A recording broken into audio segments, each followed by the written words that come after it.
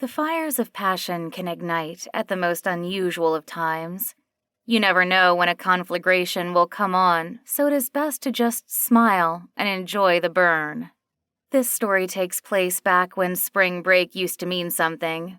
I think that is the thing I miss the most about my college days. Now the late weeks of March go by without much mention, but there was a time when it meant everything. That year, I had made plans to visit Florida with some friends to spend the first weeks of spring out at the beach, along with thousands of other co-eds from all across the country. But from the second that I arrived, I knew that the heat would be an issue. Getting out of the airport felt like walking into a sauna. It probably wouldn't bother me now, given the time I have spent baking under the desert sun. But back then, as a native New Yorker, the humidity was onerous. Against my better judgment, I had decided to rent a car. It seemed like a great idea at the moment, as opposed to spending another second sweating while I waited for a ride share. But by the time I had gotten to the car from the rental kiosk, my white tank top was already soaked through with sweat. The car I had chosen was a red convertible, a fiery chariot waiting to carry me through the sweltering tropical landscape. Its scarlet exterior glistened under the relentless sun, and when the light caught it, it almost seemed to catch a blaze. When I stored my bag, I decided to slip out of my shirt and bra and slip into one of my more revealing black bikini tops and a pair of jean shorts. To be honest, they were more like denim underwear with how short and tight-fitting they were. It took me a couple of shakes to get them up over the curves of my hips and ass, but it seemed to be a very Florida thing to do, and when in Rome. After that, I slid into the driver's seat, and the scorching leather against my bare back made me wonder if I had inadvertently entered a furnace on wheels. With the top down, the unrelenting heat wrapped around me like a passionate embrace, and the wind carried the scent of salt water and sunscreen.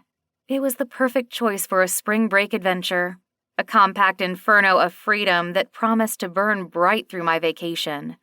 For the time being, I had decided against the open top, so that I could take full advantage of the AC, which was blissfully cold. For a long moment, I sat there relishing the relief of it before starting on my drive. I looked down at one point to see that the sweat had dried from between my breasts and my nipples were rock hard from the chill breeze. A good sign that it was about time to get going. The drive to the beach wasn't far, but it was out of the way. Me and my friends had decided to buck the trend of staying at one of the beachside resorts and instead opted to rent a house up the shore to be off the beaten path. This was actually the reason I had rented a car. Although I hate to drive, I figured someone else at the house could take over the driving duties once I got there. In this way, we would have a car if we ran out of essentials like tequila. Or, I guess, groceries. Despite the initial discomfort, I started yearning for the warmth of the sun on my skin, and after a while rolled down a window to welcome it in.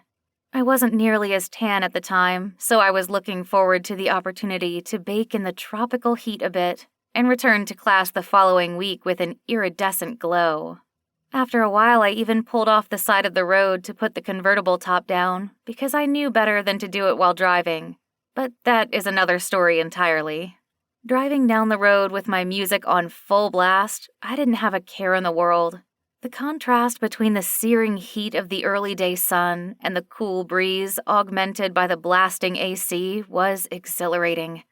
The rays bore down on the car's bright exterior, turning it into a beacon of warmth, almost too hot to touch. Well, not almost. When I went to rest my arm outside the window at one point, I immediately recoiled from the searing heat of the sun-soaked metal. As I cruised along the rural Florida road, I began to love the way the warm air enveloped me, like a comforting embrace from Mother Nature herself. The wind tousled my wavy blonde hair that was practically glowing in the light of the sun, while the car's air conditioning whispered sweet relief against my sun-kissed skin.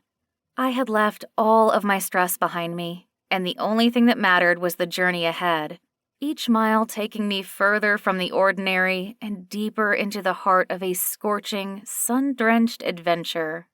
Then things took a turn. At first it was subtle. I noticed that the cool breeze of the AC had turned hot,